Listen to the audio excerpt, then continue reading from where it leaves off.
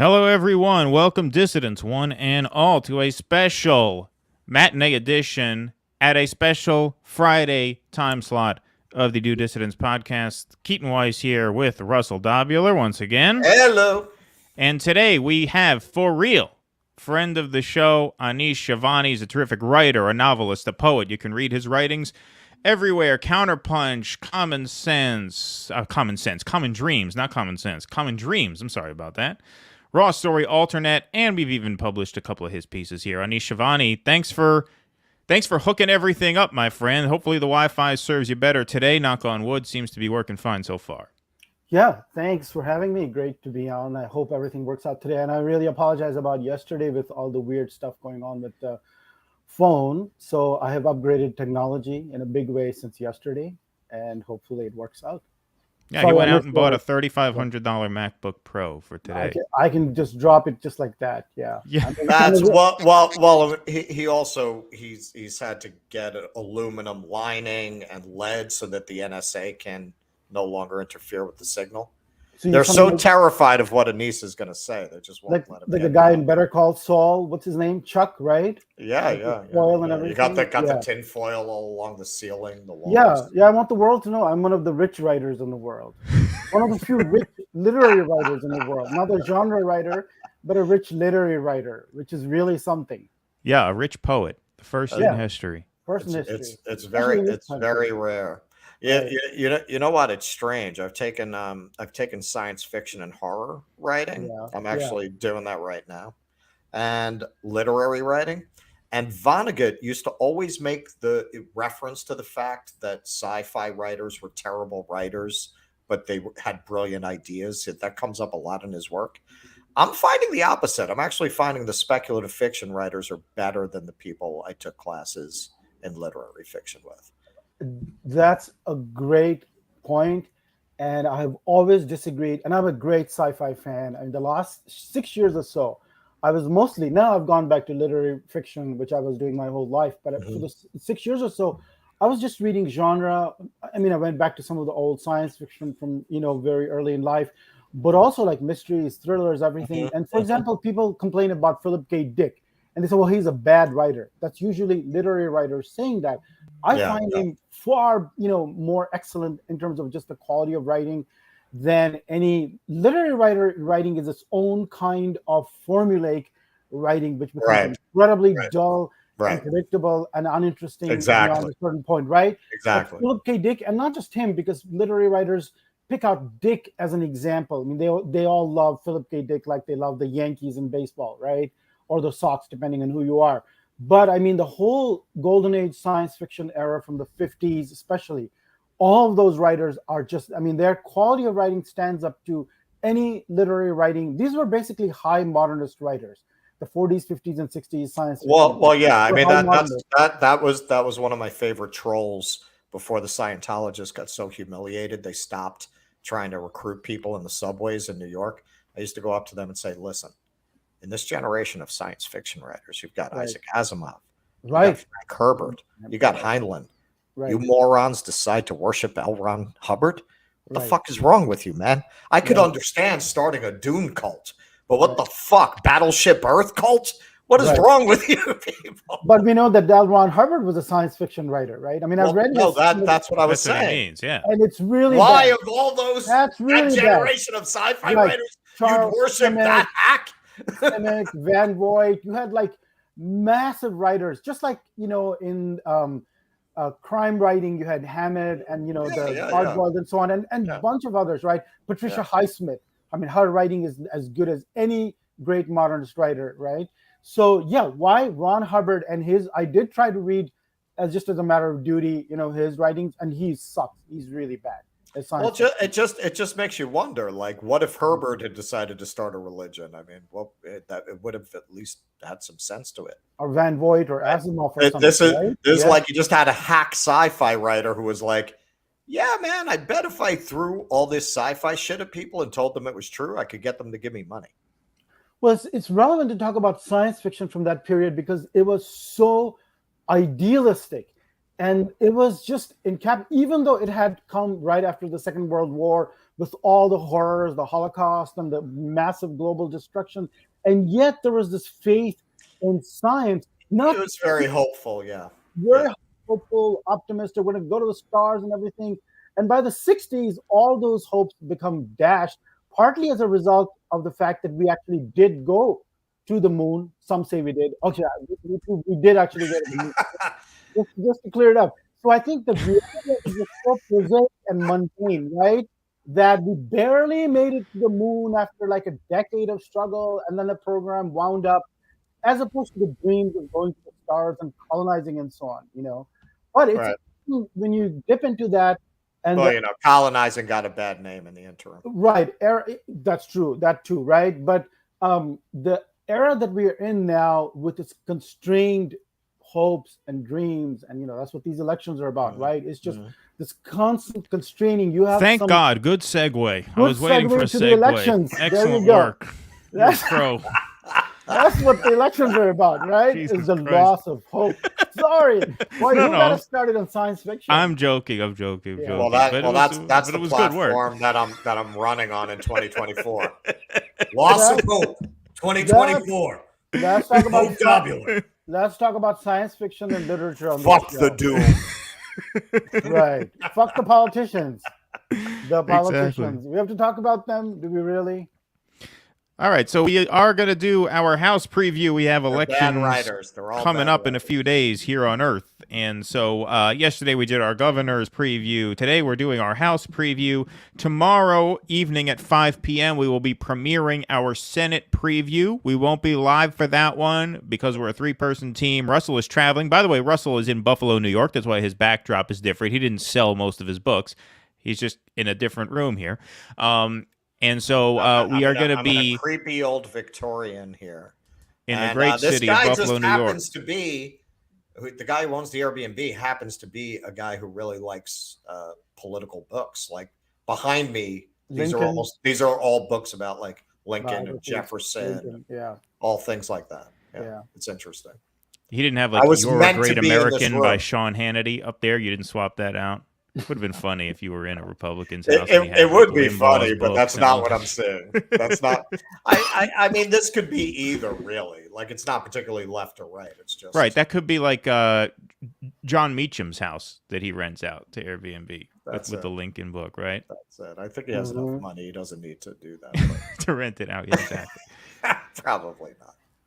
So tomorrow at 5 p.m. we will be premiering our Senate preview. All 3 of us will be back on Sunday night for our regularly scheduled live stream where we will give our final midterm predictions.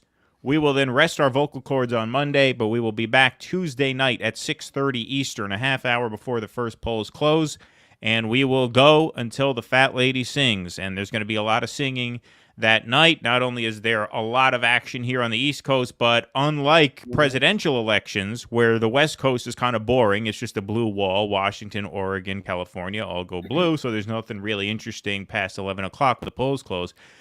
There's a lot of action on the West Coast this year, and so we're going to have races to follow. Overall, there's going to be literally dozens of races to follow, and we're going to bring you up-to-the-minute coverage all night long on Tuesday, and so we're really looking forward to that. But it's great to have Anis here. So we're going to start right now. Rioting live. Yeah, right. Exactly. We're going to start here just with a general House preview.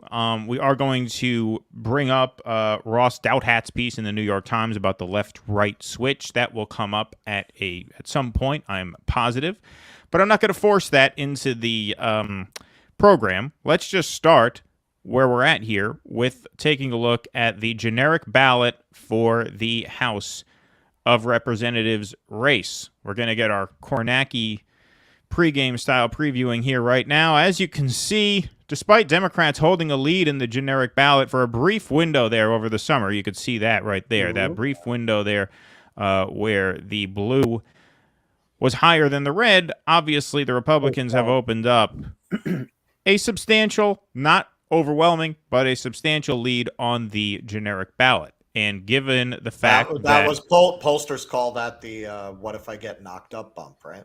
Yeah, right. The what if they got a what if I get knocked up? Technical name for it. They got the baby bump bounce as we'll call that, now in September. Now they're figured out they're already knocked down by gas prices, so that's more important. Right, exactly. Well, now, when you have a kid, there are great tax incentives to having a kid. Wonderful tax incentives. So that could help with inflation. Actually carrying the baby to term might actually be in your interest for the short term, actually, financially. You just got to be careful. Diapers are expensive. We just potty trained my guy. Not emotionally or psychologically. Right, exactly. 47-9 to 45-1. So that's a 2.8 point lead on the generic ballot for the Republican Party. If you look here, all of these polls, except for one political outlier, taken from the 28th to the 31st of October, has Democrats up.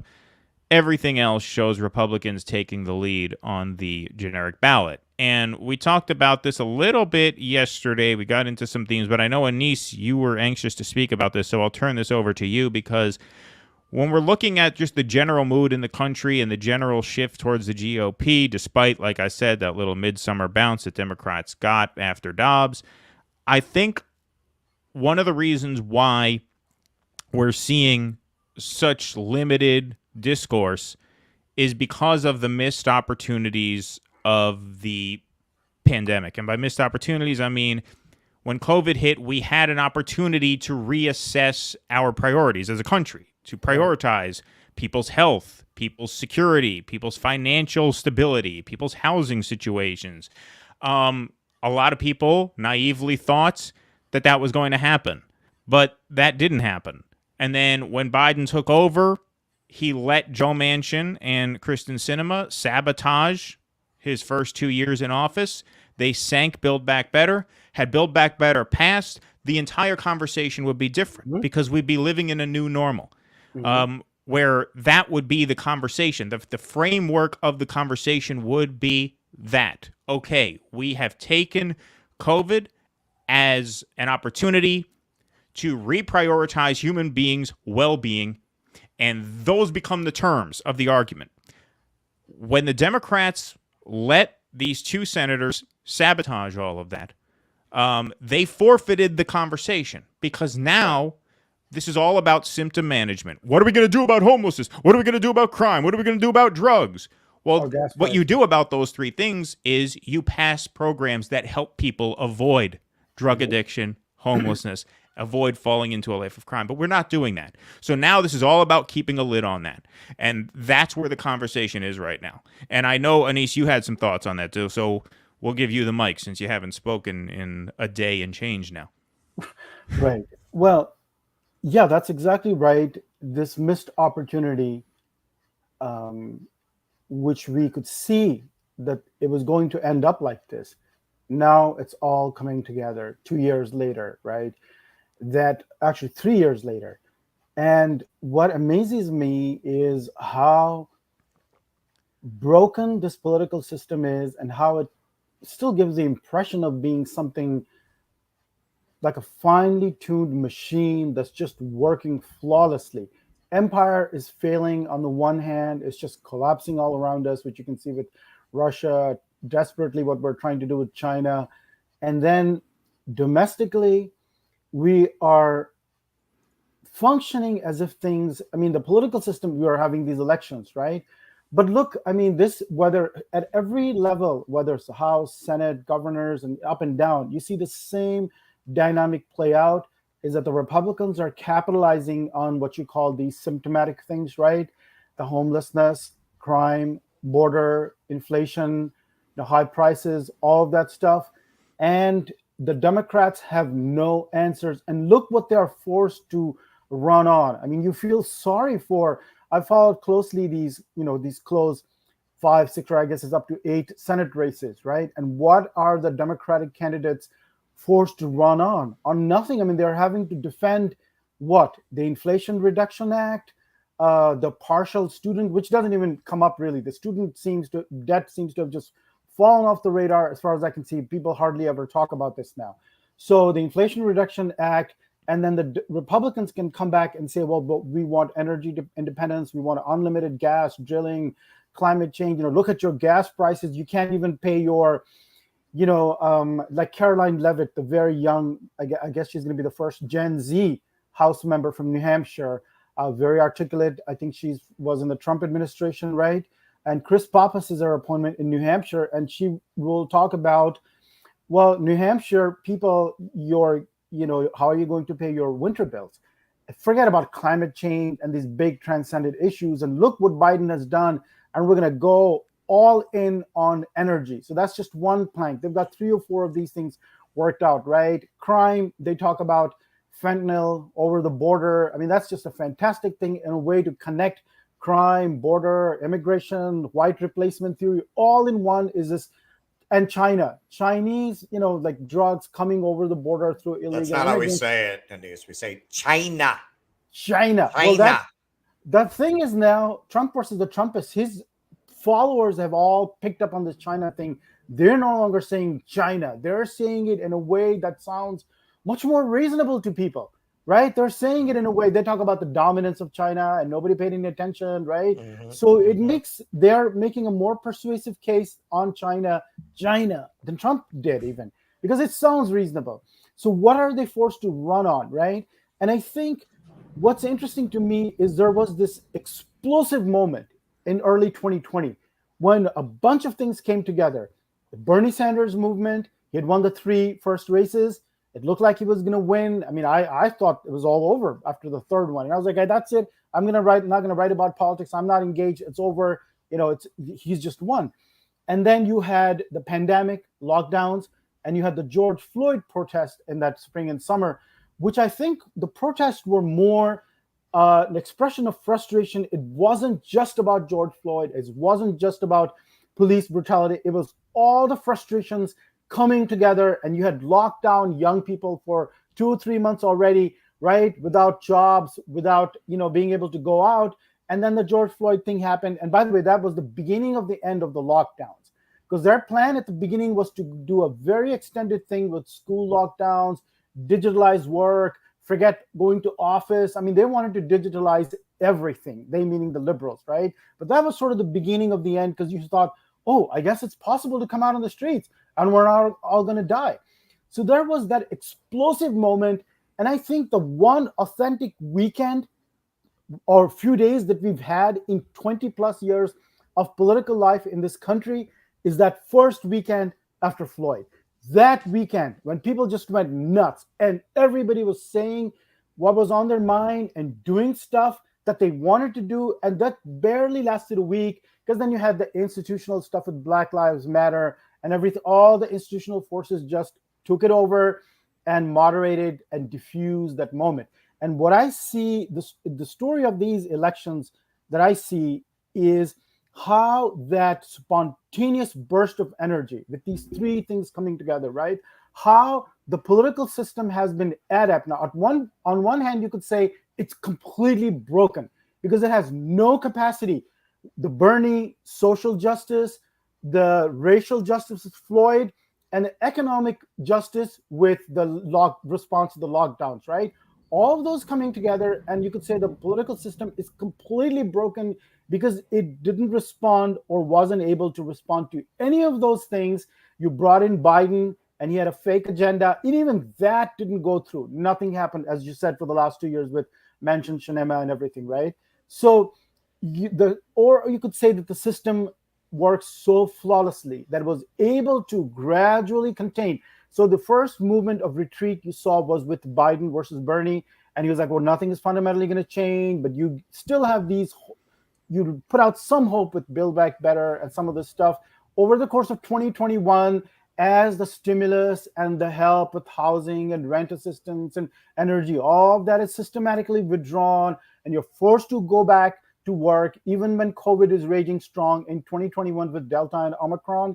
And then in 2022, now we're seeing by these elections is even greater retreat, so that candidates at every level, House, Senate, governor, every level, right? Now the discussion, and the governors was a perfect example of that. Now you are retreating even farther back. And the question, which Keaton, you mentioned your first ever blog about, for this site at least, voters are to blame, right? Is it the voters? Is it the parties? Who's manipulating whom and how? What is this dynamic? Because I can see if you are not even able to defend partial student debt forgiveness or any of these half-assed programs to your Democratic base voters in these House and Senate elections that are coming up, right? Or governors races, could you have defended something much bigger like a Green New Deal, Medicare for all, or even Build Back Better? What would have been the pushback for that? On the one hand, you could say, well, maybe people would have felt helped with assistance with childcare and a bunch of other good stuff that was in Build Back Better, right? On the other hand, maybe with inflation, they would have tied it to inflation and said, oh, you know what? Oh my God, fiscal responsibility. We can't afford to do that, right? So you see this retreat, and this is one stage you're going to see on next week. And then the final stage of the retreat is going to be all the way to something pre-pandemic, almost to the early 2000s is where I think we're going now, before even Trump. So the Trump movement stays, but now you've added on some horrible stuff from the early 2000s, retreat all the way back. And that's what you're going to see in 2023 and 24 with the opposite agenda, because the liberals and neoliberals didn't provide any positive, program to run on. Now we have already started talking about, and this is in all the races across the board, they've started talking about Social Security privatization again, which was off the table for the years that Trump was in power, right? Social Security, Medicare, fiscal, the debt ceiling, unlimited oil and gas drilling, energy independence, all the stuff that was sort of in retreat. This is coming back. Corporate taxes, they're talking about that again. So this is like pre-2016 stuff now. Well, go ahead. I think what we're going to see is the Reagan Revolution 2.0. I think you're going to see a massive conservative takeover of government that is going to be filtered through a populist right movement that the Trump phenomena indicates. But also, I've mentioned this a few times, an article about the new right. That what magazine was that in, Keaton? What was that in? Was that Vanity Fair? It was one of those, either Vanity Fair or New York Magazine. I think it was Vanity. It might have been, yeah. That was just this great article talking about this new wave of young right-wing thinkers who are starting from the premise that the system is completely broken, and where do we go from here? And they've essentially given up on democracy, as a principle. Just, this isn't working. Okay, so what's next? But those people are not in the races this time, right? Well, some of them are. I mean, you have some of them are. Vance is one of those folks. Blake Masters in Arizona. He's one of the biggest figures among them. Right. No, he's a very celebrated figure in that sector of the right. It's because I was reading another article today, and it's almost a counterpart of it. There's a group, and I'm very insulted I've never been invited. They get together for drinks and on the Lower East Side weekly and discuss democratic politics. And even though we're not technically Democratic operatives, they should extend a courtesy invitation to us. They never have. But Shore and McElway, I think their names are, and they're kind of leading this movement towards arguing, look, I don't want to just jump on them. A lot of people call them neo-Clintonians and neoliberals. I was reading what their thoughts were. And okay, they kind of are. They're coming from it a little more honestly. They're pollsters, and they're saying, well, look, people, you're just not going to convince people that they want Medicare for all, and Americans really fucking hate taxes. So they're not only arguing get rid of the identitarian stuff, which I would tend to agree with. They're also kind of arguing to drop a lot of the economic programming. Now, there's this other faction that is more DC aligned. They meet down there in DC. A rival faction will also see themselves as populist. Like, these guys see themselves as populist. They see themselves as more in touch with the American people. And they're making arguments that we very often make, but they're drawing very different conclusions. They're making the Lower East Side faction. They're making the argument that the Democratic Party is dominated by these coastal elites, consultants from these elite schools, and they're They don't understand that what makes sense in their bubble has no appeal outside of their little corridors of power. That I all agree with, but they come to the conclusion that economic populism you need to get rid of that too, which is something I don't agree with. Now, there's a faction down in DC that are basically more class oriented, that make an argument that I think is probably very much where we live, that the rich use divisions of race and sex and gender so that they can run away with the loot while we're all fighting with each other. And we need to unite against a common class enemy. I mean, it's kind of a classic Marx argument. These people, I read this article and I almost felt like it was a companion piece to the article about the new right. Okay, so these people are the new left, right? They're all young, they're all millennial, and they're having this argument basically about whether they both seem to feel you need to change the argument, that you need to change the parameters of the debate. And one group is saying essentially just turn it into and they both interestingly kind of want to get rid of identity politics in a sense. One wants to make this very class-based argument. This other left faction wants to not scare the voters. And it's interesting. They took a very left path to coming up with neoliberalism. I will say that. In the end, I feel like their logic is different from what the Clintonian Democratic Leadership Conference was, because they really seem to believe that shit about government and corporations working together to make a better world. They don't believe it. They just think the American people are not good enough to go for anything better than kind of a warmed over neoliberalism. And maybe you'll be able to win some victories at the margins. Now, on the other side, you have this new right that is having a completely different conversation. They're having a conversation. Let's throw all this out. It just doesn't work. It just doesn't work. They're just taking the Etch-a-Sketch, shaking it up, and saying, okay, so now what do we make? And when I look at these two factions, and I would kind of lump this left on left debate together because they're almost arguing the same thing. It's a shade of difference between them. Okay, those motherfuckers are going to win in a fight. Those populist right guys, the J.D. Vance guys, those people, I look at them and I look at these Lower East Side guys with their cocktails and their torn jeans and their ironic T-shirts. And I'm like, no. The J.D. Vance people are going to win that argument.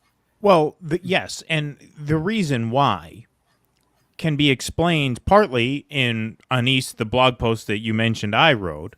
I wrote that blog about the Democratic primary, the title of which was Joe Biden and the Insufferable Weakness of Democratic Voters, right? That the voters, Democratic primary voters, are so weak and incurious and shallow that all they care about is who can beat Trump. And since they believe what the media says, all that has to happen is the media has to tell them Biden's the guy who can beat Trump, and they'll vote for Biden. Right. The left, Bernie, doesn't really have a chance. And the reason he doesn't have a chance is because he is forced to compete in this tiny little pool called Democratic primary voters.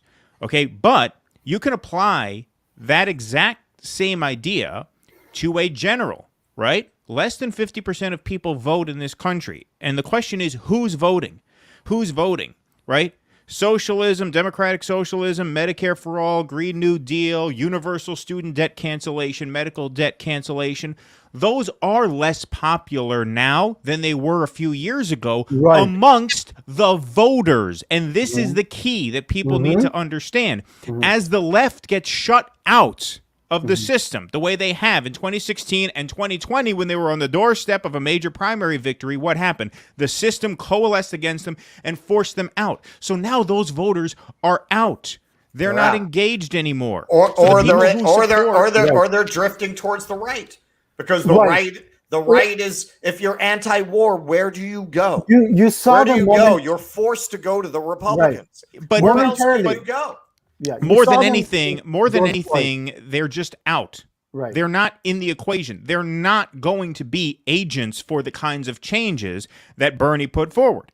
And so those kinds of reforms are less viable now. Candidates who back those policies are less viable now. Like the centrists are winning in that sense. They're not winning because they're right. They're winning because they have successfully manipulated the boundaries of the game. And now the voters who are choosing between red and blue are these centrist, bougie, middle-class voters who are frightened by ideas like reallocation of funds away from cops and towards, social workers. They are frightened by canceling people's student debt because that's not fair. Don't forget, these are people with postgraduate educations who I worked, I paid off my thing, And so these are the people who are participating now. Right. This is the field on which the game is played right now. Exactly. And you have huge swaths of America who might be sympathetic to quote unquote fringe ideas, like the ideas we're for, like universal health care, but they're not in the game anymore. They've been forced off the board. You saw them briefly at George Floyd. Exactly. That is the constituency that came out. Exactly. You're 100% right. Yes. Exactly. They 100% all over the country. You saw literally millions of them. I don't know how many, but they were just everywhere, right?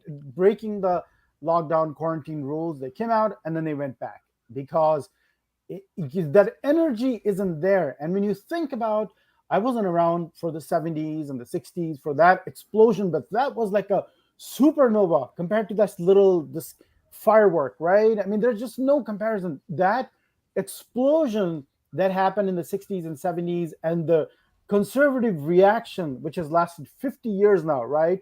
To take back everything. You can only imagine how hard the system must have cracked down and what they must have felt to feel that sustained rebellion for like a decade plus, right? These are just like little bitty things that happen. And look how the system reacts and just pulls everything back. And you described it perfectly. Is the story of the last 3 years is to redefine or to really firmly establish the boundaries on which political discourse is going to take place. And that's what we're going to see next week and then the next couple of years after that. And I think, Russell, the point that you made, that's more of a discussion maybe for election night. So maybe you can link to those two articles about the new right and the new left. But I think I've already been we're going to need material. We're going to be on for 8 hours. Right. We need stuff, right? Exactly. We need a lot of stuff to eat and a lot of stuff for our brains. I'm already thinking about Trump versus the Trumpists. Even if Trump runs in 2024, I see all over the country he's mobilized in a very sophisticated way. And you see that in the quality of the candidates. And I know the liberals like to mock candidate quality, right? And yes, there is Herschel Walker and examples like that. But overall, when you see, and even there's a logic even to having people like Herschel Walker and Mehmet Oz, which, at some level, it makes sense to me, just as it makes sense for Trump to, because he shifts the boundary of the acceptable in a way that overall is very beneficial to that, segment of political opinion. But it's beneficial to that segment and what Russell was talking about how a lot of the Bernie people defected to Trump in 2016, and even after 2020, if there's no populist energy on the left, it gets funneled to the right. Because look, under these circumstances right now, where is any sort of economic populist energy to be channeled? There is no place for it inside the Democratic Party, right? The only place for it is in the Trumpian wing of the GOP. Now, we don't necessarily agree with those policies point for point, but given that the system has rendered true economic populism impossible, Medicare for all impossible, debt forgiveness impossible, there's no other game in town. But the MAGA wing of the GOP. You're not getting that on the Democratic side, and you're not getting it from the Lincoln Project people. So where else do you go? It's a hopeless situation, but the Trump movement is literally, it's the only game in town, because the only sort of populist sentiment there is to latch onto is, let me keep what's mine, and let's close the border, and let's protect ourselves and protect our family and protect what's ours, and let us keep what scraps we are able to extract from the system and fuck everybody else. Right. I'll just amend that to say it's not just a MAGA wing, but what Russell was saying is, and I think we're going to see that in the next couple of years, is a recharged economic libertarian Reagan 2.0, something we haven't seen yet, all the way. That also, and I think the Trumpian. But Reagan also packaged it as economic populism. Sorry to cut you off. Yeah, right. Yeah. He packaged it that way. I mean, Reagan used the phrase "Make America Great Again." That was Reagan's phrase. Right. Well, I think you're going to see a war within the Republican Party as well. Only in their case, the new right is actually going to win. That faction is actually going to win that argument. I think they are going to have to get the old school trickle down economic. They're going to have their Liz Truss moment. That's what I think is going to happen. Because the shaking up of the Etch-a-Sketch is the main thing. They understand that you have to change the fundamentals of the game, whereas the Lower East Side rooftop bar cocktail drinkers are still in this old way of thinking is, how do we convince the people who are already playing to play it differently? You can't. You can't. They're too boxed in. They're too closed-minded. They are too propagandized. There's no way to do that. The only way to do that is to change the fundamentals of the game itself. You have to flip the board. Right, exactly. You got to flip the board. Right. And there are Republicans who understand this. There was, we'll talk about this in our live stream. I'll come in prepared.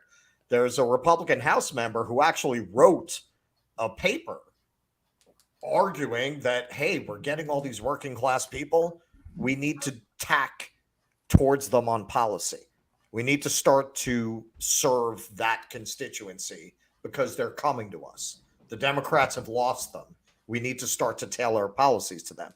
The new right is much more attuned to that way of thinking than the old guard like McConnell, for whom public policy is a matter of cutting benefits and cutting taxes for corporations. That's the extent of their policy thinking. The new right understand that they need to pick up some of the traditional populist kind of economic supports that have usually been associated with the left. You're going to wind up with this weird hybrid where a lot of the reformist energy is going to have nowhere to go but the Republican Party. We talk about third parties, we talk about independents. We know the system is very rigged against that. I don't think you can successfully do that without literally having a revolution. Literally. I'd like to literally have to take down the government. Yeah, I want to mention the House races in South Texas, which exemplify what we've just been talking about. So it looks like, it's possible, at least it's in play. All three South Texas, Rio Grande Valley border seats, McAllen, Brownsville, going to Laredo, are in play. The most interesting, perhaps, is Mayra Flores, and again, she is in competition with Gonzalez, who I believe is the. Well, hang on. If we're going to get into races, do we want to do it in an orderly way, Keaton? You're the ringmaster of this particular circuit. No, well, that's why I didn't intervene there, because this is a part of that. So we want to focus on people in demographic minorities running as Republicans and doing well. So this fits perfectly into that, Annie. So go ahead. Mayra Flores, Texas's 34th district. Cook Political Report has that as a toss-up. So go ahead, Anise. Yeah, so what Russell was saying is this message is now working even in South Texas on the border, Democratic stronghold forever and ever, right? And what people there are saying is because the Democrats are not giving them anything that you can work with, right? What do you got? So the other guys are saying, hey, you know what? First of all, they point to the symptoms. Crime, which is exaggerated, but it is also true to some extent that it's happening, right? But again, why is it happening? Because you created homelessness, you made people lose jobs, you mismanaged the pandemic, so now you got homelessness and therefore crime, right? Among other reasons. So they look at crime, they look at border, and they go, you know what, this is bad, and inflation above all. And they're like, you know what, I want a strong border. These are often immigrants or, offspring of immigrants, right, who are insisting on a strong border, Hispanics on the border. They talk about crime, they talk about inflation, and they see the Democratic Party as having failed them, and they're not buying. They have completely, as we understand, and as you guys have often talked about on this show, they have totally lost them on the cultural, elitist, woke, social message. That is just they're beyond indifferent. They're like, I mean, it's like, what is this? Well, that's another right? example. Like, not only can't you speak out against cultural elites within the Democratic Party, you risk having them dogpile you if you do that. They might come after your job. They might come after your social media presence. Like, you really can't go after cultural elites, which is another thing that is funneling people over to the Republican Party. Because where else can you talk about that? Right. That's a big trigger. I mean, this trigger is working for their cultural elites in a positive way in terms of, we got to vote for our people because they are into the right pronouns and the right gender ideology, etc. But it's working as a negative trigger for the vast majority of people. It's driving people. It's like giving them electric shocks. They may not be articulate about this. They may not come out and speak, and they may not have social media presence or whatever, like the elites, right? But this stuff they hear and they go, I don't know about this. This is not my party. And then they start looking at the other guys. Yeah. And as insane as that is, it's oppressing your own people on the border, right? Your own relatives maybe, or family, or people that you once were. And their economic message, like with the drilling and the oil and gas and everything, they go, well, that's all we got. Maybe the prices will come down.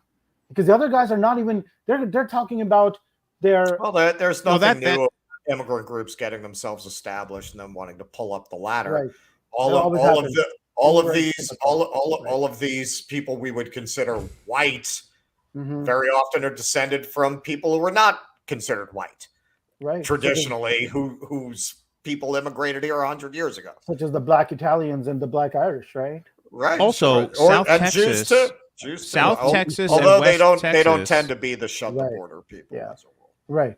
South Texas and West Texas are places, perhaps more than any other place in the country, where gas prices really matter.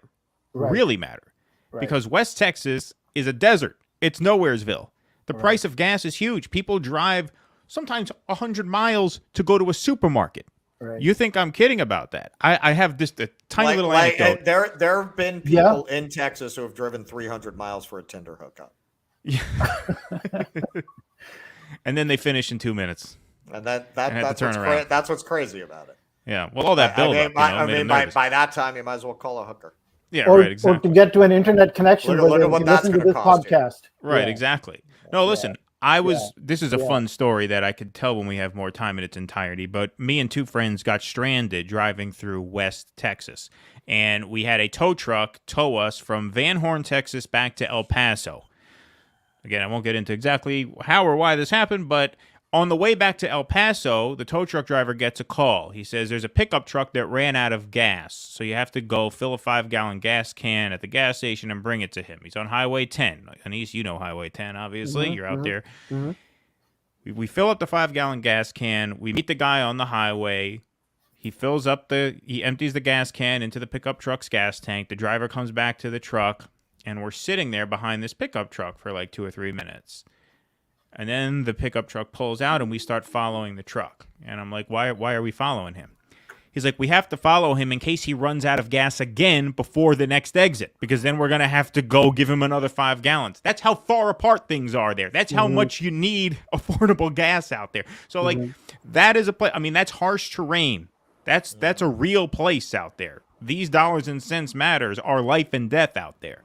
And so I just wanted to throw that in. It's not just a rejection of wokeism. It's like, yeah, look, if gas is $4 a gallon, that hurts out there the way it doesn't hurt here in the suburbs or in urban areas. I mean, I think part of what's happening with the Latin community is, in keeping with what we were just talking about with Irish, Italians, and Jews, the term white is flexible. It has changed over time. And the way gradually those groups became white was you started to get a category on census forms, ethnic white. And eventually that became white. Well, we're seeing that now. We're seeing that Hispanic, white Hispanic, Latinx Hispanic, white Latino. We're seeing that on forms. And I think that will be because, look, I mean, I grew up in an Italian neighborhood, man. Those people from Southern Italy are not any whiter than people from South America. So that's not a barrier to incorporating that entire group into whiteness. So a lot of people don't realize how much that is really a cultural category at this point, particularly in America, more than it's a racial category. They talk about, well, by 2050, whites will be a minority. Not if you make the Latinos white, they won't be. That was what they did by the old standards. We stopped being a white country like 1940, right? They changed the standards. They made everybody white, right? They deputized everybody. All right, you guys move to the suburbs, and all right, you'll be white. You can be white. Okay? Right. There's no that you're starting to see that process play out again. So it's not surprising that you would have elements of the Latin community that would start to want to turn on the ones who are emigrating. Well, Myra Flores is one example of this. That's a toss-up race. That district is rated by 538 Democrat plus 17, even after the redistricting post-census. Still double-digit Democrat. And that's it's still a toss-up. It's a toss-up. Yeah, it's a toss-up. Amazing. Yeah, even in the summer, the Democrats are like, no, that's okay. She can win the. In the end, it's ours. But it's not necessarily, right? That's amazing. Not at all. That's an earthquake down there. Yeah, I think there is a cultural element of that as well. This is where this illusion that there is a blob of people who are, just not white and heterosexual, and they all think the same way, and they all have common interests. And then there's this white evil patriarchy with all who also have one set of interests and one set of attitudes. I don't know what working class Latinos Democratic consultants have worked with, but they're not the kind of people, as a rule, who are going to be very receptive to a lot of the woke virtue signaling. A lot of those ideas are pretty antithetical. They tend to be from a religious and conservative culture. Yeah. These are not people you can tell, no, your daughter has to change in the locker room with the person with a penis because they're a woman. They're not going to go for that. So that kind of thing, yes, I think is hurting them with the Latin community also. I think that's definitely part of why they're drifting Republican. Well, you have Lori Chavez DeRemer in Oregon's 5th. That is a Democrat plus 3 state. That is now leaning Republican, so that is expected to flip. That is an open seat with a Democratic incumbent vacating it. So the Republicans are looking like they are set to flip that one. And then there's this other really interesting one that I want to read here. Jennifer Ruth Green in Indiana's 1st District.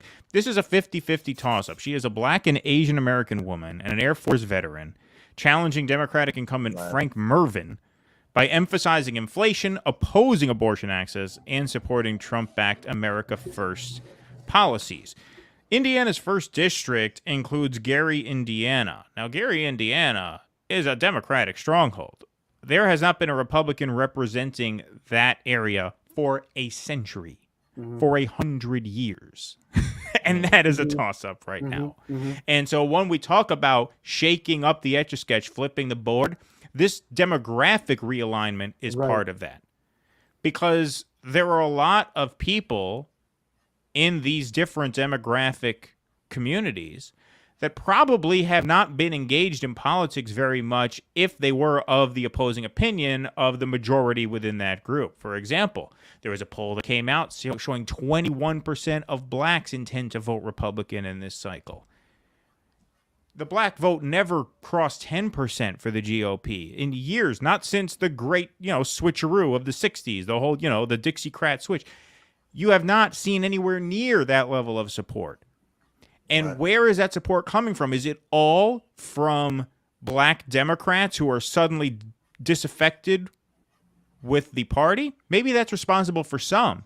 I would wager, far more likely, that a lot of that black support were from apolitical African Americans who now see a reason to vote for the GOP. Same thing right, with the Latin voters, right? This is a reshuffling of the deck. That's why Republicans have been so underpolled in recent years, because they're flipping the board. They're changing the boundaries of the game, and pollsters aren't picking up on this because they have registers of likely voters who they call, and all these people are left out. And so that, I think, explains the success of the 30 most competitive districts this year. 15 of them have Republican women or people of color on the ballot. Right. Yeah, they've figured this out, how to do this with and this is interesting that Trump was the one, and we talked about this 2 years ago, right? In that election, who brought in, black men, Latinos, Asians, right, over to the Republican side, which younger Bush was not able to do, because he had an anti-immigrant message which wasn't taken very well, and he lacked the populist message that Trump came in with, right? But Bush certainly was not anti-elitist, right? So there wasn't. Well, he played one on TV. Oh, okay. You mean, what are you talking about? The younger Bush? Yeah, younger Bush. Yeah. Yeah, he walked around with that Texas accent like he spent his whole life roughneck working in oil fields, right? Yeah, I don't think he was fooling anybody though with that, right? So, but Trump with his fooled enough of them. That's true. But Trump with his economic populism and his explicitly, Bush certainly wasn't saying fake news and swamp and deep state, right? I mean but that started with Bush, with the truthiness and the idea that not nearly in the same way. No, not in the same way. But I mean, it always starts somewhere. Like Reagan definitely started to move things in that direction, blurring the lines between show business and politics, and what you could get away with saying that was completely not, the welfare queen, just pull shit out of your ass and just run with it. Bush took that to another level, during the Iraq War. If you remember, it was scary. That was when you first started having people in But that wasn't anti-elite. That was Orwellian doublespeak on behalf of no. complex. I'm not saying they were anti-elite, but I'm saying this idea. No, but what Anis's point is that Trump packages that in an anti-elite. He does. Packaging. Yeah. They didn't really do that, but they Which were the is what first I think ones to start this barrier. to almost. Did it. Douthat actually had another article arguing, and this was pretty interesting. Mm-hmm. And Anis, we've kind of gone back and forth a little bit about postmodernism's influence on the left. Maybe you would agree with him. He actually argued that postmodernism is really an assault on established authority and established convention. And as a result, actually the right wing has picked up on it at this point more than the left. Postmodernism from his ass. He has no idea what and I had a problem. I mean, he's among New York Times op-ed writers. The last 2 or 3 years, he's been among the most interesting ones. I mean, you got people like Bret Stephens. I mean, you look at his competition there, right? And Thomas Friedman and David Brooks. George Will. I don't know if George Will is still writing for it. I think he's just a Post, but he doesn't write for them anymore? I don't think so. I don't think so. I think that Will is always the Post, right? I mean, David Brooks. David Brooks. Yeah. David Brooks is somebody I really want to see on an episode of Locked Up Abroad. He would be the funniest motherfucker to see get locked in a Brazilian prison. Is Locked Up Abroad an actual show, or is that reality you're talking about? I have no idea. I thought Anis froze. I thought your computer froze there because you literally paused. For a second, I thought you were going to pitch us working together on the screenplay.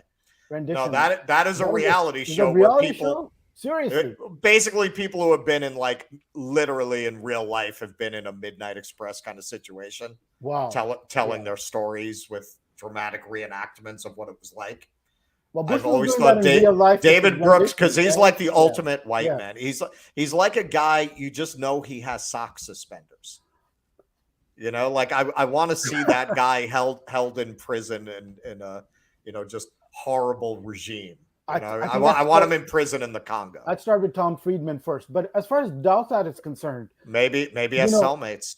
In this new piece, the right is left and left is right piece, which starts off okay, and then I think toward the end he says that at one point that Trump Trumpism is postmodern. I have serious issues with that whole premise because I think ultimately it's trying to get to a position of truth and objectivity. And that's what I think deep, I mean, there's elements of Trumpism that look superficially like postmodern and bricolage, and it's very but I don't think it is postmodern at all. So I think Douthat is completely wrong to put that out so cavalierly. And then not enough people watch Locked Up Abroad, but they're all over postmodernism, right? We'll talk about whatever we want, goddamn. Right. And no, he just meant that. That's why nobody got the reference. No, I know. Yeah, because I have no idea. Kidding, but I'm saying how many people get the postmodern references. Yeah. Probably less than get Locked Up Abroad. And then Douthat ends his piece with, the Trumpians are postmodern, which is something you can question, are they or not? And that's okay. You can fuck around, you can fool around with conspiracy theories and Paul Pelosi and what happened and vaccinations and all that stuff. That's fine. You can fool around with that. In the end, you got to come back to the truth. So Douthat is a Catholic conservative who believes in truth with a big T. He ain't a postmodern in any way, shape, or form. Neither is his ascription of Trumpianism as postmodern. So but this is what I would say, and I hadn't really thought about it this way. I would say this has infected both sides, and I would say it became very overt under Bush. This idea that reality is defined by what you say it is. I feel like that has infected both sides of this. Sorry, Anis, go ahead. You can respond. You go ahead.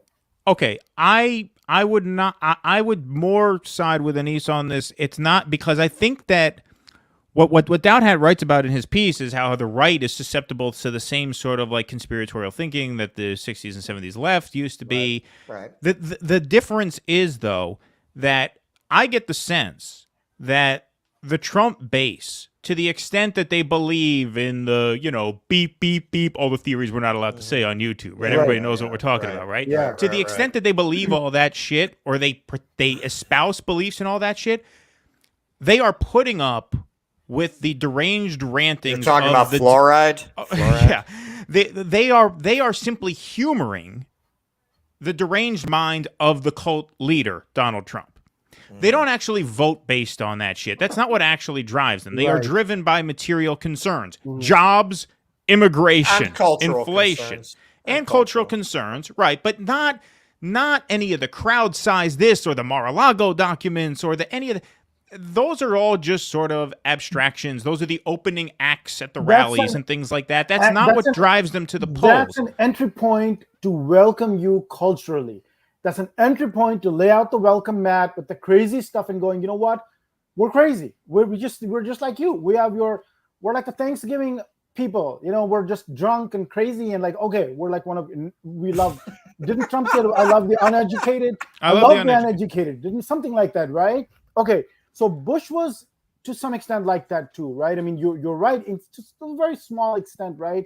Like he's drunk and doesn't have enough brain cells or whatever. So now you're comfortable with him, at least we can have a conversation. But these guys with their language and vocabulary, we can't even listen to them. So it's a good, it's an entry point for them. Yeah. Right. But I don't think that that's where it comes down to the material stuff, right? And this is not even, I don't know if you want to still read the Douthat, the opening, or have we just assimilated it and moved beyond that? I think we've pretty much gotten the gist of it, but I will read it just while we're on this. So it's just one paragraph. I also have a problem with even his premise, and I think how the left should be careful, or progressives should be careful, even with this premise of this left-right switching. But go ahead. All right, let me just read this here while we're on the topic. One of the master keys to understanding our era is seeing all the ways in which conservatives and progressives have traded attitudes and impulses. The populist right's attitude towards American institutions has the flavor of the 1970s, skeptical, pessimistic, paranoid, while the mainstream MSNBC watching left has a strange new respect for the FBI and the CIA. The online right likes transgression for its own sake, while cultural progressivism dabbles in censorship and worries that the First Amendment goes too far. Trumpian conservatism flirts with postmodernism and channels Michel Foucault. Its progressive rivals are institutionalist, moralistic, confident in official narratives and establishment credentials. Now, I think he undermines his own argument, and I will toss you in 1 second. But when he says here, the online right likes transgression for its own sake, I think that undermines his argument, because yes, that's true. They do dabble in that shit for its own sake. Those do not translate into material concerns that then drive them to vote or act a certain way. Those are the sideshow. And so that's what I would say there. But Anis, go ahead. So I want to say, as people of the left, this is something that has been a conversation among us for the last 3 years at least, is this left acting like the right acting like the left. And I think we have to be careful because, so this is at one remove from Douthat's article. At some level you can accept this, but there's a big but. So when we appreciate that, we agree that the left is shutting down free speech and therefore censorship, right, generally, and the right is not, but then you have to question, well, what exactly is going on there when the right say free speech as artists, writers, activists, people of the left, we are for free speech, right? But what do they mean by that? They will simply put it out saying, the left is shutting down censorship and all of that, which is all completely true. But beyond that is a presumption that we just need to have free speech and everything is okay. They don't want to go into the reasons why critical thinking, let's say interrogation of history or received truth is important. They don't go there. And so we have to realize that's with free speech. Okay, on war, if for Douthat, it sounds like the right is questioning war and the left is all for war and empire. Well, these same right-wing motherfuckers are into destroying the planet, going after any country, after Mexico. We're going to send troops to Mexico, whatever. They just want to basically, right? Sure. I mean, they are the apocalyptic people in some ways. For many years during the Bush years, they were into like Israel, and then we're going to have the actual apocalypse. So that's fine. Let's have a conflagration in the middle. Well, the anti-war people don't make up a majority of the Republican Party, but what anti-war people there are who are willing to speak up about it are in the Republican Party. Okay, so I agree with that, but I think you do have to say that there's something very dark and sinister beyond all of those stances. Free speech is one. On gender would be another one, right? Okay, so they're against the woke gender stuff, or critical race theory in education. They're after a certain kind of dumb education that prevents you from, that moves you away from arts, critical thinking, from real thinking, right? They're just into something more materialistic and pragmatic, right? So you can be a worker and not question the system. With gender, I mean, yeah, okay, that's fine. They may be against, some of the crazy stuff on the left, but beyond that is a posture of valorizing patriarchy and fixed gender roles. And I'm not into any of that, and I don't think people on the left generally are. So they say these things. I don't think it's that simple, man. I mean, I listen to a lot of the people who are basically our right-wing counterparts, meaning they have no use for the Republican Party as an institution. And a lot of them are basically libertarian about that stuff. Not all of them, but a lot of them are basically feel if you're over 18, you can do whatever you want. That's up to you. Yeah, I just think we should be very careful because I know these are attractive and we agree with them in principle. We're anti-war. On some things. But we are anti-war, right? I mean, we agree with that. We are for free speech. We are against censorship, etc., etc. These 10 things that the right, to some extent, and some on the right are articulating, which people on the establishment or elite left are not articulating at all. In fact, if you say those things and if you believe those things, you are persona non grata. You'll be demolished and annihilated and disappeared as a writer, artist, whatever, right? As a thinker, activist. Right. So that we agree with that. To that extent, Douthat is right. Yes, there's a switching of positions, and it's a very weird place to be in. And then that gets us back to why is that? And at some point, when what I think in the Douthat piece, at some point he says, like, the right lost trust in institutions, right? Doesn't he say that at some point, right? My question would be, when did that happen? Well, the left took over the institutions. No, but when did that happen? I feel, the irony of All in the Family is you can't show All in the Family anymore, but I believe you can stream it on YouTube. You want to understand how we got here? Watch the arguments between Archie and Mike and Gloria. Mike and Gloria, representing that generation, are arguing for speech codes. That's like half the arguments they have with Archie are telling Archie what he can and can't say, what people should be allowed to say, what the proper codes of conduct are. Okay, well, what's Mike studying to be in that show? A professor, right? So Mike and Gloria took over these institutions. They grew up. They took over academia. They wound up taking over media. And at that point, the institutions that the left had been thumbing its nose at became theirs, right? And they became institutionalists, just like the right used to be when those were their institutions. Now the right are anti-institutionalists because they don't control those institutions anymore. If they were to take over those institutions, you'd go right back.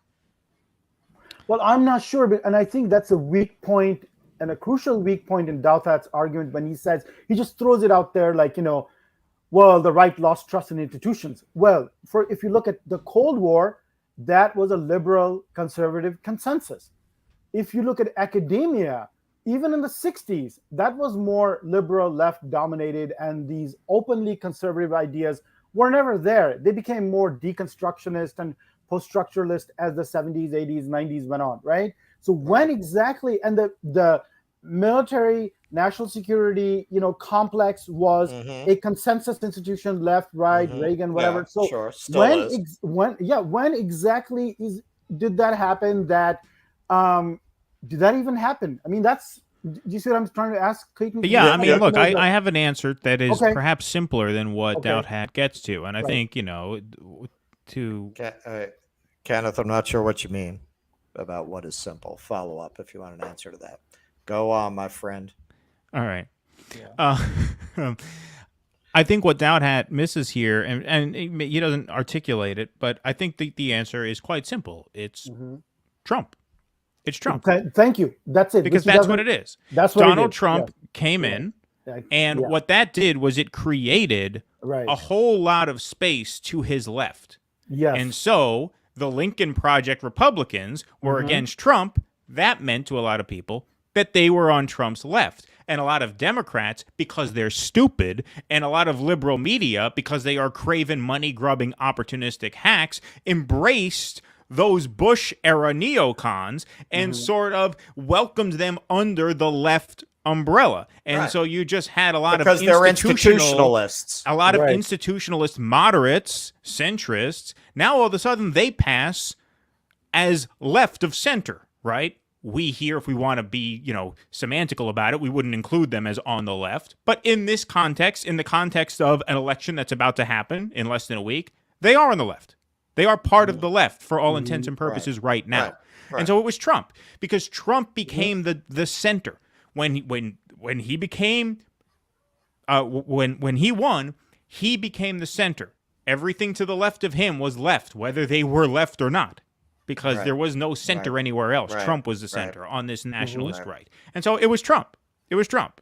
And so in that sense, I think, Douthat gets paid to spill ink. He spilled some ink. I think he makes some good points, but I think he ignores the main driver of this, which is very simple. It was Donald Trump. Donald Trump ran as an anti-establishment candidate on the right. He won, and a lot of institutionalist actors who were formerly thought of as right-wing, because they are right-wing, now got to pass as left-wing and became embraced by a left-of-center or liberal, quote-unquote, media that used to shun them. Now they welcome them, right? Nicole Wallace now hosts a show on MSNBC. She's not left-wing, she's right-wing. Right. But because Trump is over here, that creates all this room on the left where Nicole Wallace can sit right where she is and she passes as left-wing. Well, they brought in all these security state people or Charlie to comment Crist, on the security state. Yeah, Charlie Crist, perfect example. Former Republican, right? Who is exactly where he was 20 years ago.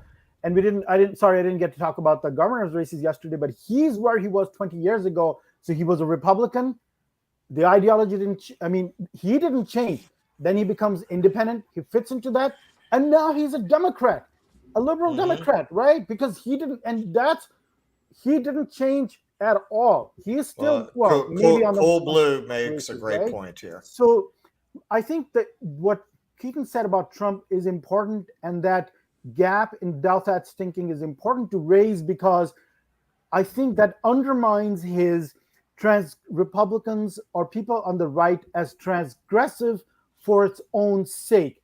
I think that goes out the window to a large extent if you say the answer really is Trump, because then it becomes a different sort of explanation, right? Do you see what I'm saying? Oh, yeah. He allowed this performative space, and the vast majority of these people are not transgressive for its own sake. I don't see that. And hence also the postmodern part that he thinks is, it's too easy to appropriate that and say, well, that's our sphere. Like Milo did with free speech, 5 years ago, and the alt-right, it's like, okay, free speech is our thing. Yeah, but what exactly is going along with that ideology? It was more complicated than just like, we're for free speech. So. No, absolutely. I think Cool Blue does make a good point here. Liz Cheney endorses Democrats. Tulsi Gabbard endorses Republicans. New day. Yep, I think that says quite a bit. All right, I want to talk about New York before we wrap here, just because there's 3 close house races going on right in my backyard as someone who lives in the Hudson Valley. But I do want to say our tip jar is open. Super chats are welcome and encouraged, and you're encouraged to go support the show at patreon.com. Oh yeah, man, we didn't even get any super chats on it. You motherfuckers. Well, we didn't ask for it. You have to I'm solicit. walking off the set. You have to solicit, yeah. We did read some chats, though, for free this afternoon. All right, so we want to talk about New York. Yeah. We want to talk about New York before we wrap, and we do have to wrap soon because Russell, Anis, and myself have a whole nother show to record. We have to record tomorrow's show after we're done with this. Right, yeah, right. So, we got to keep this moving. We're still going strong. Yeah, right, exactly. So far, the voice is still going strong. Yeah. But I do want to talk about these 3 races in New York State's Hudson Valley region, which is where I live. There are 3 races in New York's 17th, 18th, and 19th districts, which are all considered toss-ups right now. And I'm going to put this up on 538 here so everybody can see. This is not the easiest to read. The font is a little small, but bear with us. I'll try and highlight it here. New York 17th, that's in the white. Michael Lawler versus Sean Patrick Maloney. Look at that. Look at that. Look at how close that is. Obviously, the closer to the center it is their estimated likelihood of Democrat-Republican victory, and then they give the formal odds here. These are sort of the polling averages. So Sean Patrick Maloney is the DCCC chair. Sean Patrick Maloney used to represent New York's 18th district, which is my district. Pat Ryan is set to hold a rally about a mile and a half from where I'm sitting right now in about 1 hour. So Pat Ryan is running against Schmidt in the 18th. Maloney used to represent the 18th district. Because of redistricting, his home, the village of Cold Spring, was then redrawn into the 17th district. So even though Maloney could have still run in the 18th as an incumbent, he chose to switch districts, run in the 17th, which forced Mondaire Jones out of the district. Mondaire Jones then ran in New York's 10th district up here, but lost to Goldman, a centrist, whatever he is. What the hell business did he found? What's his racket? I forget what it is. Anyway, was he with Goldman Sachs? No. Goldman with Is Goldman he the Sachs. Goldman? Is he No. the Goldman? He's No, the no, no. Goldman of I Goldman. forget what it We was. talked about it during the primary, and Yeah, he's I from- forget. That was Yeah. seems like ages ago. Yeah. Fuck him. Dan Who cares? Goldman, right? Dan Yeah. Goldman. Yeah, exactly. Impeachment manager plus. Oh, Levi Strauss fortune. That's it. And That's that's- it. Gee, I knew it was clothes. Oh, I almost that's said. right. I almost said clothes. It was the Levi Well, Strauss. There- Right. but, Yeah. but there's a second fortune. I think it's Levi Strauss on one side of the family, and there's another one on the other side. So I can't remember which one that is. It's like winning the lottery twice. Twice. Yeah, I think so. If I remember. Yeah. So anyway, Maloney vacated his district. He's running now in the 17th. This is Mondaire Jones's district, but Mondaire Jones was the guy. He was the odd man out. He's the guy who didn't get a seat when the music stopped, right? So Pat Ryan is now running in the 18th, but Pat Ryan is currently serving in the 19th. He won a special election against Mark Molinaro to represent the 19th. So Ryan is serving in the 19th, running in the 18th. Maloney was serving in the 18th. He's now running in the 17th. And then we have a new race here between Riley, I forget Riley's first name, Josh Riley and Mark Molinaro. All three of these are very, very tight. As you can see here, recent poll here has Molinaro up 10. Another poll had Riley plus 5. Looks like the polling that had Molinaro up 10 has a poor grade from 538. So it's actually looking like Riley has a bit of an edge, but they're calling it 60-40, which are not great odds, obviously. That is a very, very, very tight race.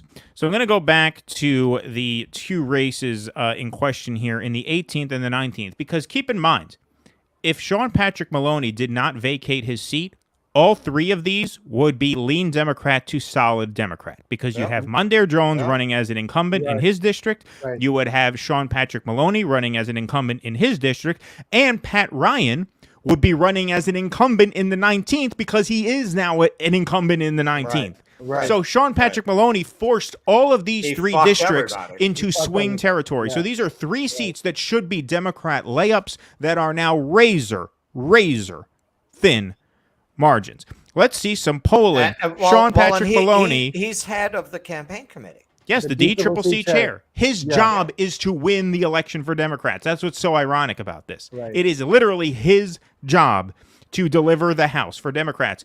Recent polls: Lawler plus 6, Lawler plus 4, Lawler plus 2. This is not a very reputable polling outfit, according to 538, but still the fact that you had Lawler up in 3 in a row is concerning.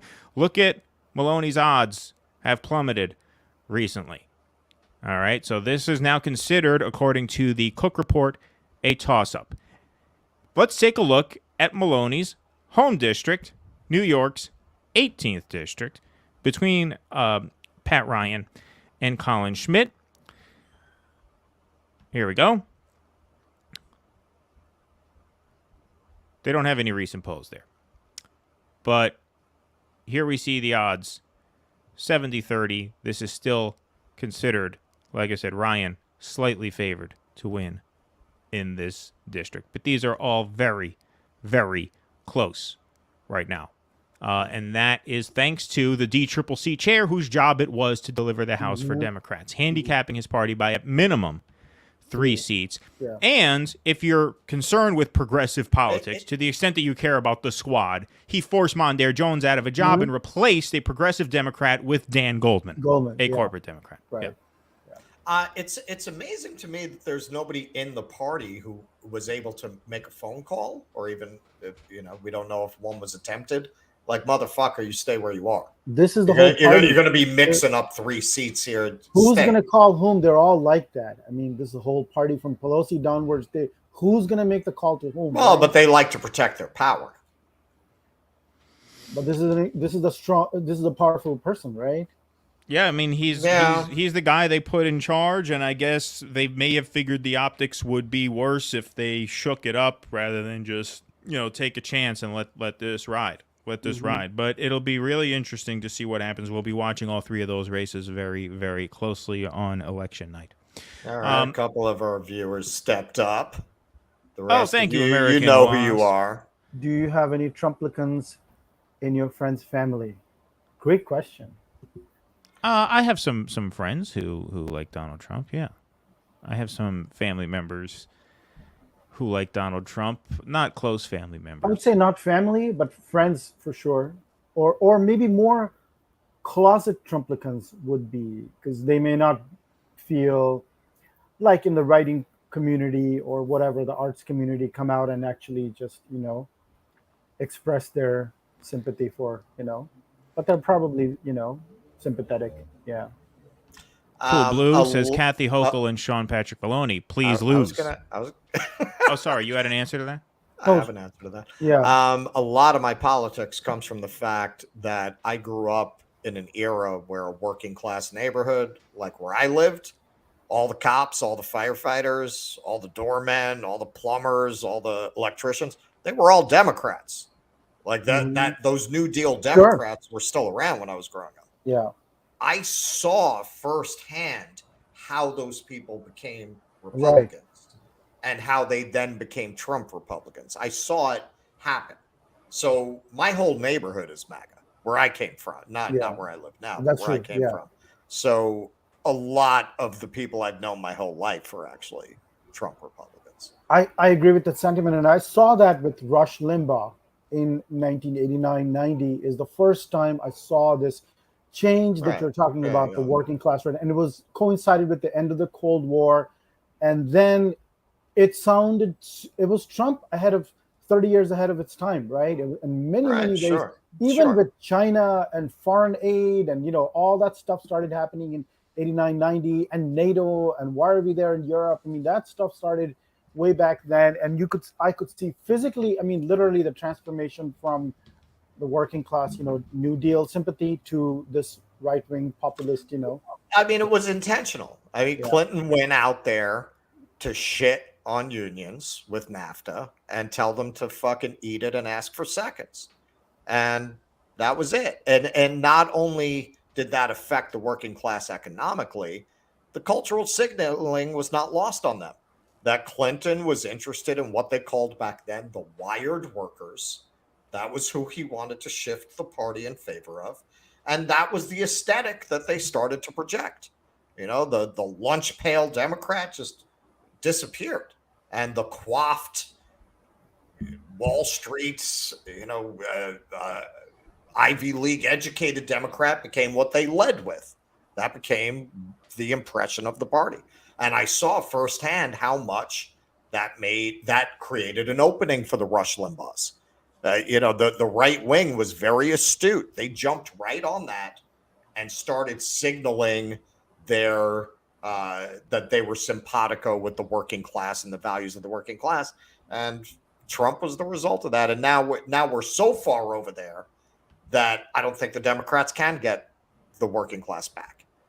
Like I think now, I wrote this article kind of tongue in cheek a couple of years ago now, saying, maybe we should just try to change the Republican Party instead, given that they're probably going to wind up with hegemonic power. Like, what are you even going to accomplish with the Democratic Party? Even if you did change the Democratic Party, they're not going to hold any power. So what are you going to do with it? Well, look, at this point, I wrote it as kind of a joke, and now I feel like it's a fait accompli. Well, because like we said at the very beginning of the show, the left has been taken off the board. The Sanders left has been taken off the board. Same thing happened in the UK. Corbyn and his movement got taken off of the board. And one of the main obstacles that Corbyn had, a lot of Corbyn people would go knock on doors, and a lot of people just felt that even though they agreed with a lot of what Corbyn wanted to do, they felt he couldn't do it. This is not realistic. This is not possible. There's too much entrenched power working against it. And at this point, it seems like the same thing has happened here to left politics, right? I mean, we can talk about Medicare for all as a good idea, but that's all it is right now, is a good idea. There's really no discussion to be had about it, because it's just very clear that in the short term, at least, the system simply will not allow for that. So what's the point of talking about it? It's really not a political idea at this point, right? It's just an expression of virtue, of a certain, moral view of the world that we have. But it's really not political. It's not actionable. It's what they would call a non-starter up on the hill, right? And so if that's a non-starter, where is this energy going to go? Where can it go? It can only go to the Republican Party, which is why the Republicans are running on economy, inflation, immigration, right, and winning, despite the fact that they really have no message on any of those things. right. But people default to them because they figure, why can't I? The Democratic Party has spent less than 10% of its advertising money on economic messaging this cycle. Less than 10%. Abortion is hundreds of millions of dollars. I was shocked to hear the amount that they've spent on ads on abortion, which they thought was going to compensate for all their failings on prices, inflation, economy, everything, and the coming recession. Just abortion, and they that was their big bet, and the defense of democracy. Well, it's kind of amazing they never learn. One thing that was in that article I was talking about with the kind of competing factions of leftists. So the guys on the Lower East Side, they're both coming out of real polling and data examination. And one thing they mentioned that was fascinating.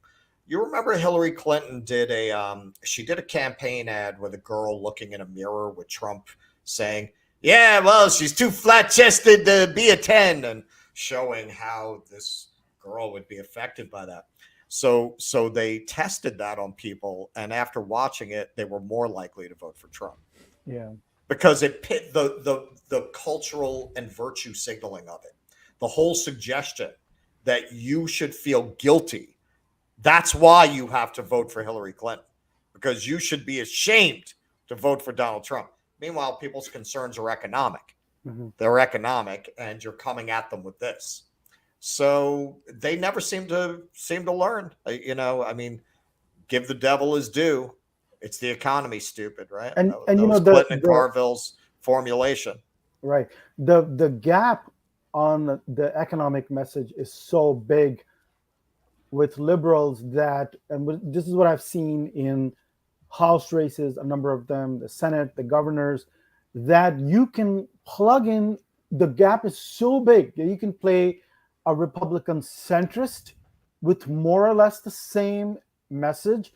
If you're, let's say, in New Hampshire with Caroline Leavitt, the young, or Alan Fung is another one we didn't talk about in Rhode Island, right? I think isn't he the Providence mayor, right? Yep. So I think he's Chinese American and Seth Magaziner. And again, the same empty. There's just nothing on the liberal side except defending this weak Biden agenda and what have they done, and the unlimited Ukraine money, and then the usual stuff, right? The energy, and then this guy can play the centrist, Alan Fung, and say, but it's more or less the same message, right? If you are in another part of the country, South Texas, you can be much more vocal on immigration, strong cultural message, which wouldn't play in New England, let's say, right? In California, it would be a different message. Maybe you would emphasize the environment more, but it's just such a huge open playing field that as a governor, as a congressperson, as a senator, you can just, or J.D. Vance, right? You can just plug in with whatever, because the field is wide open. This is what I'm trying to say, right? Right. And it's basically the same message, but you just alter it according to your immediate constituency. It's wide open at this point. All right. Well, I think that wraps this segment. We are going to wrap this stream now, and then we're going to record a whole other segment this evening. And the reason we are able to put all this time in is because of our patrons. So if you can become a patron and help us out, it would help us create even more content. Russell's up in Buffalo looking for new houses, scoping out a new town. He's taking time out of his trip there to do this. Anise is coming on. I'm not saying that we're starting a cult, but once I find the right property, we're going to invite y'all up here. Exactly. So, like I said, the more members we get at patreon.com or dodissidents.substack.com, the more we can do for you guys and with you guys. If you can sign up at dodissidents.substack.com, if you can become a paid subscriber. Love me, but I don't think you're a patron. I mean, that's not a demonstration of true love where I come from. Who says they love you?